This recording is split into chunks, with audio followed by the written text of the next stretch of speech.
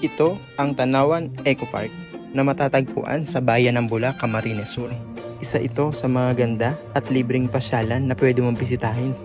Mula sa highway ng Pili, Camarines Sur, ay nag-travel ako ng almost 30 minutes para marating ang bayan mismo ng Bula. Mula sa sentro, ay magbabiyahe ulit ng kulang-kulang 10 minuto para marating ang pinakatuktok ng Tanawan Eco Park.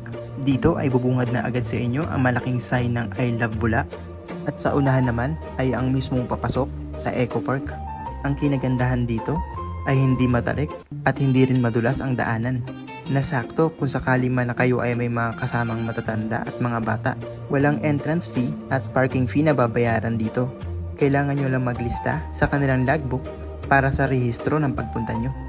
Kapag narating nyo na ang pinakatuktok, ay dito nyo na makikita ang napakagandang view. Nakita ang buong munisipalidad ng Bula at ng kanyang mga karatig na mga munisipalidad. Dito ay tanaw din ang mga naglalakihang bundok tulad ng Mount Isarog at Mount Asog.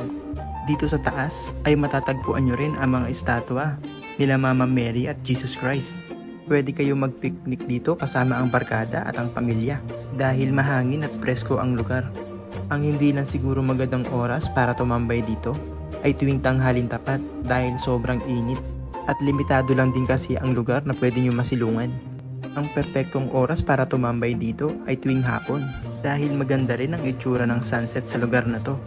Kaya kung kayo ay mga taga-Bula at nasa malapit na mga munisipalidad, ay pwede nyong isama na madaanan itong Tanawan Eco Park. Paalala lang din po sa mga bibisita na iwasan sana natin na mag-iwan ng kalat at ng kahit na anong basura.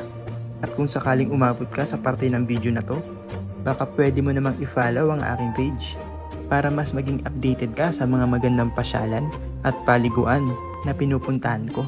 Kung nagustuhan mo tong video, baka pwede mo na rin i-share sa mga kaibigan mo. Kaya hanggang sa muli, maraming salamat po sa panonood. Ingat!